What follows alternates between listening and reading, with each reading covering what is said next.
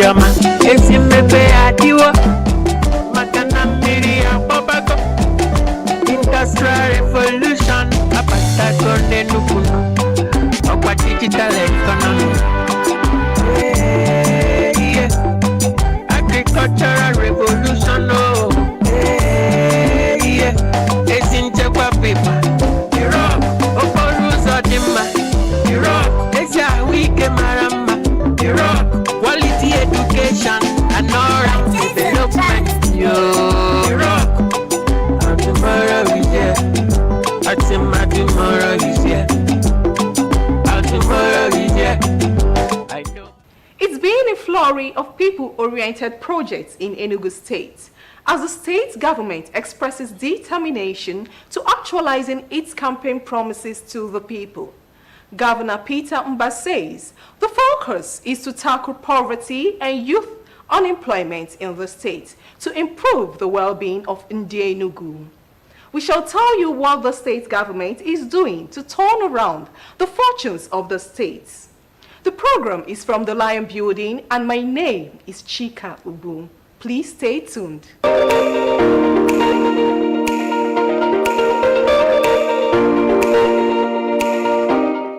Welcome back. We will begin by telling you that the state government has begun plans to review the state's academic curriculum, provide basic infrastructure and conducive learning environments with a view to providing well-equipped and adequately trained students with modern skills. This is coming on the heels of the state government's readiness to collaborate with National Information Technology Development Agency, NITDA, to train a minimum of 40,000 youths annually on digital skills. Here are details. Governor Peter Mba expressed his administration's commitment to take the state to an enviable height where a digital method of teaching will be compulsory in the school curriculum from basic to tertiary levels of education.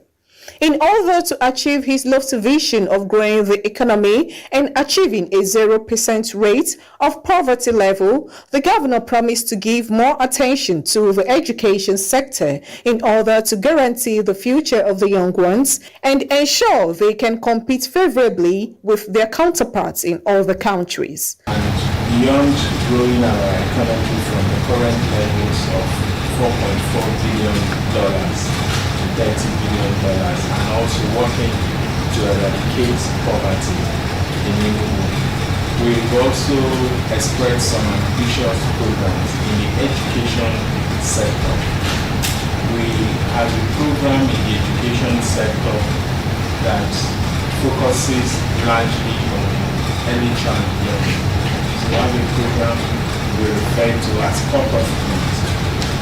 Cut-off points identifies or speaks to picking up our young ones from age 3 and pouring into them the right civic habits, the right moral values, and also changing the way they learn. So we're going to be revisiting our curriculum. But above all, the method of delivery of those curriculum is also critical to us, and we're reviewing all that. But we will not just only be interested in the young ones, catching them and making sure we make the right foundation. We're also interested in our students in the university, those that, whether they are studying law or any other sector. So the education sector is a sector we believe that if these goals we have must be sustained, then we must pay attention, we must take seriously the education sector. And from what you're going to see going into next year, you will see that the budget of the state, education is going to be a major beneficiary. It's going to have the largest chunk of our budget because of our focus in education. The The Deputy Director General of Augustine Nnamani Campus, Mrs. Maureen Stanley Idum, explained that the visit is aimed at intimating the governor on areas the campus needed assistance. She noted that it is imperative to develop the school in order to reap maximum advantages from the decentralization of the Nigerian Law School and the siting of the campus in the southeast. Warm felicitations from the staff and students of Enugu campus of the Nigerian Law School, Aban, Enugu State. We congratulate you and your deputy on your historic victory, which is unique in the political development of Enugu State. We have come to express our moral support and our prayerful solidarity as you embark on the task of leading Enugu State to greater heights. It is our earnest prayer that the Lord will increase your capacity as an instrument of peace and social transformation in a way that your administration will be characterized by remarkably improved good governance with attendant positive fruits seen in interpersonal harmony among the people, infrastructural development, social cohesion, and security. Your Excellency, before you is the management of the Nigerian Law School Enugu campus. We have come before you today, not only as the governor of Enugu State, but also as a lawyer. The siting of the campus in Enugu was meant to ameliorate the suffering of our students, especially those of them from this part of the country who had to travel all the way to Lagos or Abuja for their one-year vocational training in law. However, the timely development of this key institution may not be realized except the low funding coming from the federal government is complemented by the various stakeholders in legal education. The management of the institution further commended the governor for his giant strides in the infrastructure and education sector.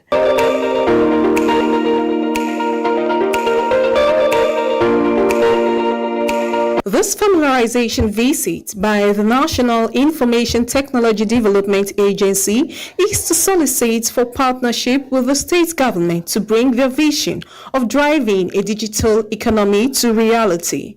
The agency is focused on creating jobs, poverty elevation through trainings on digital skills, thereby making the youth self-reliant and reduce criminality. Bearing in mind the state government's vision of eradicating poverty and growing the economy exponentially, the Director of General Offices of NITDA believes that the partnership will be of mutual benefit, and the agency has decided to site its regional office in the state. We want to work with the state government, we want to collaborate with them, and we want to also connect with the stakeholders in the state, in the ecosystem.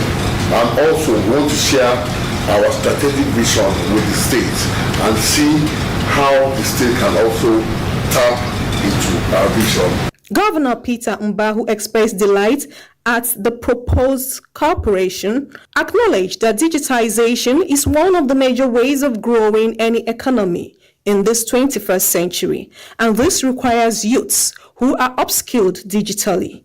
Raising his administration is working on training about 40,000 young people on digital skill annually. Talking about growth, if you look at our growth projection, we're looking at growing sevenfold from $4.4 billion to 30.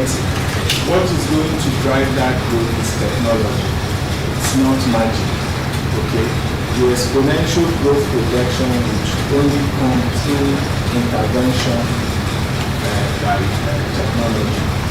We've migrated our services to the digital platform. Currently, we're digitizing all our services. So all our documents are being digitized now. We're uploading them in digital format. The National Information Technology Development Agency had also organized a stakeholders engagement to share their mission on ecosystem.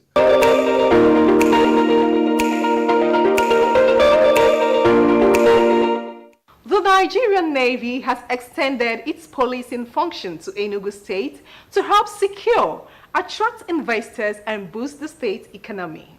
The Deputy Governor and the Chief of Naval Staff were at Ogurugu, the proposed site of a naval base. Commending the Enugu State Governor for his security strides, the Chief of Naval Staff Vice Admiral Emmanuel Ikechukwu Ogala identified three major functions of the Navy, which are military duties, policing, and diplomatic roles. He, however, regretted that the Navy has not fully extended its policing function to Enugu State, hence his proposal to cover the broader spectrum, bearing in mind that the state has a navigable river around Uzowani. His proposal to police the area he believes will attract investors and help economic activities thrive. The Nigerian Navy engages in other civil military relations duties. For instance, we conduct medical rhapsodies. We also engage in other forms of quick impact projects that impact our host communities. This we have been doing, and we intend to continue to do it in furtherance of our objective as responsible citizens of this country who contribute to national development. Reiterating that his mandate to serve was on the premise of growing the state's economy to an enviable height, Governor Peter Mba noted that peace and security remain the core elements to achieve economic growth. He expressed enthusiasm and gratitude to the Chief of Naval Staff's commitment to establish an operational base in the state, promising to support them in the actualization. We're looking at partnering with the Navy in so many other ways. It is our hope that this is only going to be the beginning. The fight against insecurity we have in Enugu State. It is going to support the efforts of other security agencies at that flank of our state. The Governor and Chief of Naval Staff exchanged gift items in appreciation and furtherance to the partnership.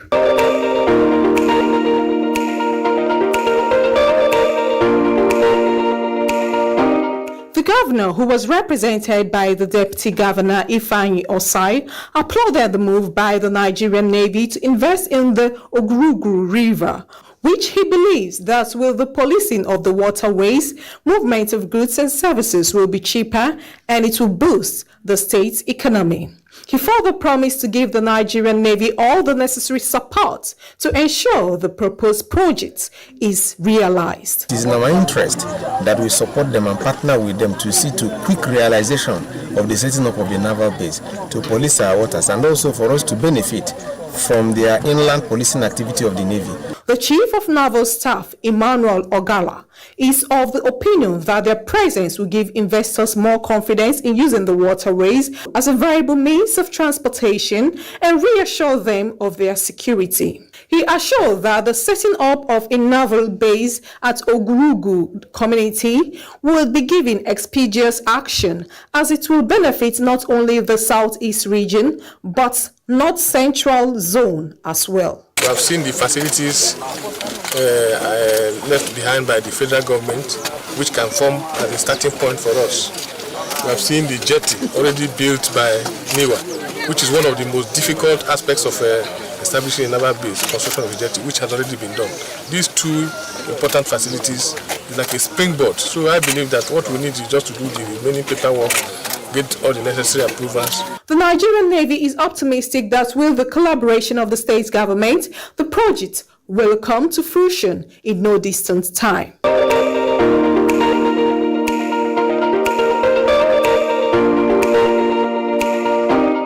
An enthusiastic crowd on ground to welcome the committee led by the Deputy Governor and the Nigerian Navy Committee leader, Rear Admiral Chijioke Onyemobi, who visited the traditional ruler of Ogurugu community to seek support in making sure the naval base operations are realized. Assuring the people of immediate commencement of the project, the committee leader reiterated that the success of the project would depend on the support given to the Nigerian Navy by the people, adding that the project will assist in keeping the area safe. The width of the river is something that will be able to accommodate some medium-sized vessels.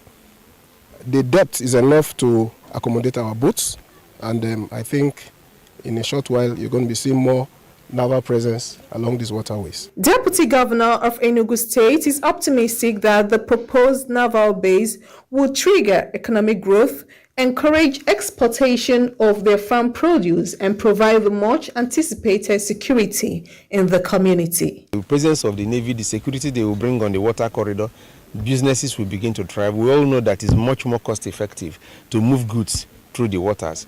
The part of the damage we have on our roads is the axle weight that we don't check.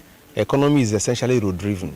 So the Navy trying to set up a facility here will push away the economic activities on the road and save our roads from damage. Disclosing the community's resolve to cooperate with the government by ceding their land for the proposed naval base, the traditional ruler of Ogurugu community and some indigenes expressed gratitude to the state and federal government for the project, believing it would bring development, boost their agricultural produce, and empower them economically. This project is going to help us.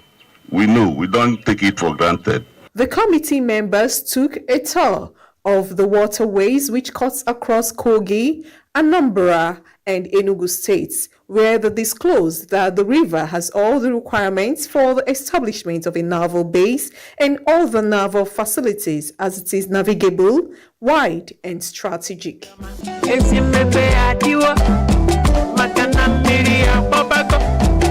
Industrial revolution, digital economy. Agricultural revolution, paper. Europe, Okoruzo Dima. Europe, Asia Wike Marama. Europe, quality education and all development. Europe. Major roads in Enugu State will soon wear new looks as the state government has allocated funds for massive road rehabilitation and reconstruction in the 3 senatorial zones of the state. This was part of decisions reached at the state executive meeting chaired by Governor Peter Mba. Do take a listen. The fortification of the standing bridge at the new artisan axis of Enugu-Port Harcourt Expressway is to help ease traffic congestion within Enugu metropolis, while awaiting the commencement of reconstruction work on the collapsed bridge. Other road projects approved include the dualization of the Enugu-Abakaliki Expressway and filling of potholes in parts of the state. A total of 1,250 kilometer roads has been slated for rehabilitation, reconstruction, and expansion in the next 1 year. We consulted experts and they say it is not advisable to do roads during the rainy season. That you can actually do roads during the rainy season, but it doesn't last. Asphalt and water are not friends, and the roads will not last beyond 2, 3, 4, 5 years. But the roads we want to do, we expect that the roads will last more than 30, 30, 50 years. Should be commended for their resilience in terms of how well the plight that people go through on almost every path. I want you to be aware, everybody to be aware that His Excellency Dr. Peter Ndidi Silva knows about this plight. He personally, with our team, joined us in the inspection of all the streets in Enugu. We went to MNM, we went to Ababa, everywhere. He even stopped and interacted with some people at the market, at Ifo area, Transico, Eva Valley, Kurikam, Ito River, Okunano, Amich,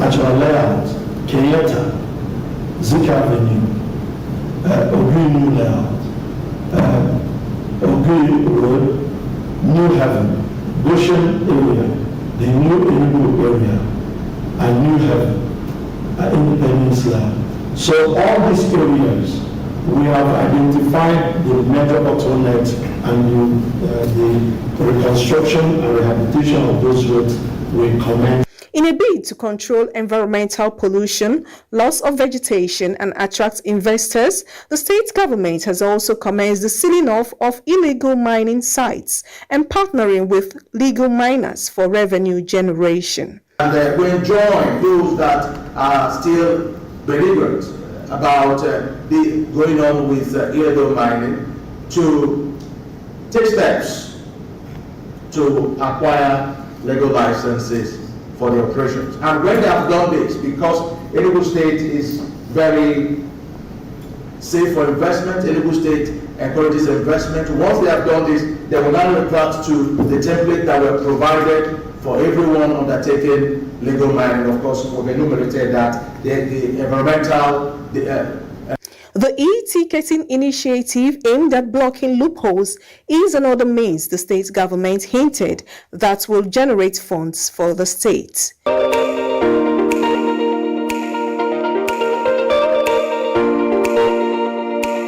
We have come to the end of this week's edition of Lion Building in Action. Do join us next week as we put you to speed with the state government's activities. Bye for now. Tomorrow is here,